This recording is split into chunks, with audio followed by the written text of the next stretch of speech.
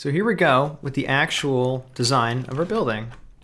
And we'll call this the layout because these are going to be, placeholders essentially for the walls and columns and things that will then later replace with the fractured versions of those things, which is going to be a really cool facet of this workflow.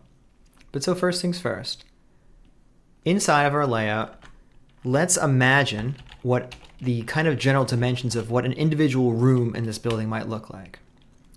So I'm going to put a box down here, and I'm going to say it's 4 meters wide by 4 meters high by 8 meters long. And furthermore, I'm going to say copy parameter by right-clicking and holding on this parameter, and then right-clicking and holding on this and going paste relative references. So I made a little expression that bound whatever this value is, as you can see, to this value. We're going to do this a lot, so I need to make sure you understand what I did there. So copy the parameter, right-click and hold, paste relative references, and it makes a little expression for us that looks at that. That's why it says size Y, because this is size X, size Y, and size Z. Now, I don't actually want to be hovering off the ground like this. I want to say, give me half of that. Again, this is the thing that we're going to be doing a lot. If the height of this is 4 meters, then the center of it is going to be half that amount. So the center of the y-axis is halfway up, and that's why it's now resting on the ground. And we're going to do this like 100 more times, but I just want to make sure the first time we do it, you know what I'm doing. Now, this whole thing here, I'm going to call it ref. It's a reference. We're going to consult this a lot, much like as if it were a control panel.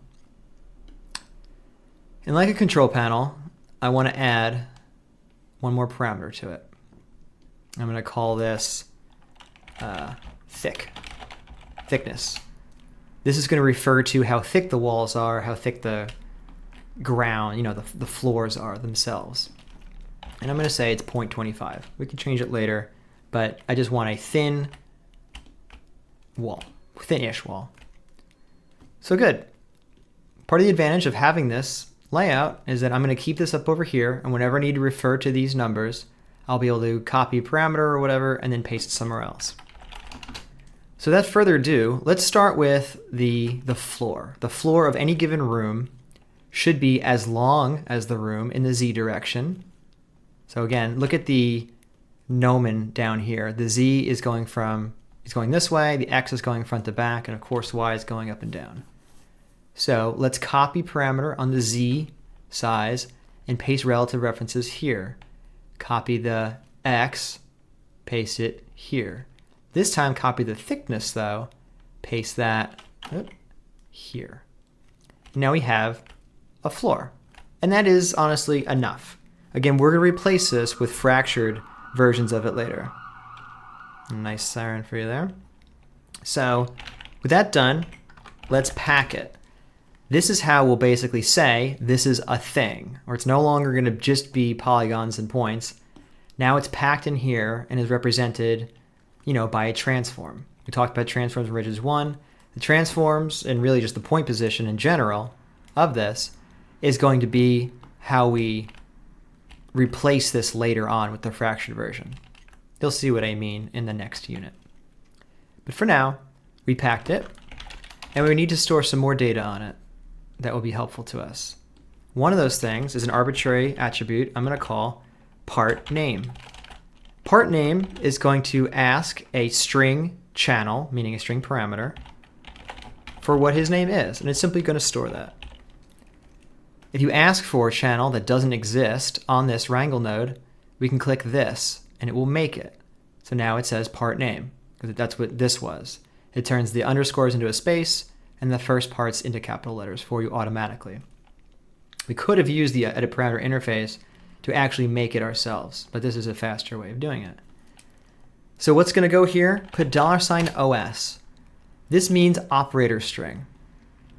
So if I middle click, I can evaluate it. The operator string is the name of the node. Call this node concrete floor. This is going to be a naming convention we're going to use in the whole lesson, where I'm going to have the material it's made out of and then the kind of unique thing that it actually is. So it's the floor. And as you can see, this became concrete floor, which means that the string itself on the points became that. If you're not familiar with wrangles, just know that whenever we do a primitive wrangle or a point wrangle, which is the same as an attribute wrangle, it basically means run in parallel this code on every whatever this says here. So in this case, on every point. And the point, it's a point because when we packed it, every packed thing is just represented by one point. Inside of it, we have polygons and points, but once it is packed, it's just represented as one point. Again, refer back to Rigids 1 if that is not familiar to you. So let's make sure that this worked. If I click on this, the part name says concrete floor. That's what we wanted. Similarly, I want to make another arbitrary attribute here called part type. This will help us way down the road when we're doing constraints later on. But suffice to say for now, I just want to extract the material part, which is the first thing here in our string before the underscore. So split the part name by underscores. That will return us an array, meaning a list of things. The list will be every time there is an underscore, it's going to say, well, the next thing is the new part of the array and so on. All I need is the first part, which is element 0. So use a square brackets like that, and there you go. And now you'll see concrete. Again, we'll use that later. These don't inherently do anything, but they will do stuff in terms of our whole grandmaster plan here. So very good. I'm going to say, make this green. When we do our fracturing later, we're gonna read this geometry from this network at these nodes. You'll see what I mean, but just green just means it's important. That's all that matters.